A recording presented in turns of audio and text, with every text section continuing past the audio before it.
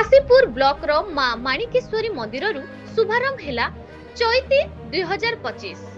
रायगढ़ जिला स्थानीय काशीपुर ब्लॉक रो स्थित मां माणिकेश्वरी मंदिर रायगढ़ जिलार कला साहित्य संस्कृति एवं परंपरार गणपर्व इति से 2025 महा आडंबर शुभारंभ हो जाइए।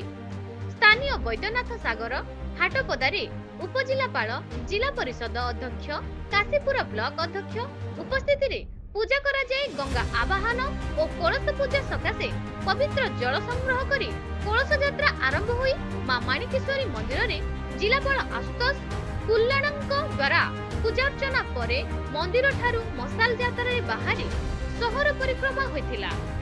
ब्लॉक पड़िया चैती मंडप ठारे पहुंची काशीपुर ब्लॉक स्तरीय चैती प्रारंभिक कार्यक्रमटी समस्त अतिथि द्वारा दीप प्रज्वलन करी आरंभ करा जायतिला।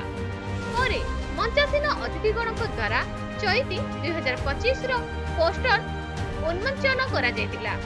तापरे उपजिलापाल रायगढ़ स्वागत भाषण प्रदान करथिले। ए पवित्र दिवस अवसर में रायगढ़ जिलार समस्त ब्लॉक रे ब्लॉक स्तरीय चैती और उन्नयन प्रदर्शनी शुभारंभ करा जायतिला। जिला स्तरीय चैती 2025 चलित मास ता 26/12/2025 ठारू 3/12/2025 पर्यंत रायगढ़ जीसीडी हाईस्कूल पड़िया ठारे अनुष्ठित हेबो।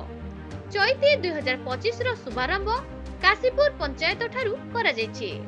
ए कार्यक्रम अवसर रे जिलापाल रायगढ़ विधायक श्रीयुक्त काटराका आपल स्वामी, जिला परिषद अध्यक्षा सुश्री सरस्वती माझी, एडीएम राजस्व श्री निहार रंजन कौर, जिला परिषद श्री अक्षय कुमार मेंडू खेमुंडू, उपजिलापाल रायगढ़ श्री रमेश कुमार जेना उपस्थित रहिथिबा देखिबाकू मिलिछि। शेषरे वीडियो काशीपुर श्री सुजित मिश्र धन्यवाद अर्पण करथिले। उपस्थित अतिथि मानकु पुष्पगुच्छ और उत्तरी देई संबर्धित करा जायतिला। रायगढ़ जिला प्रतिनिधि Biswanath Mandika report news Odisha TV.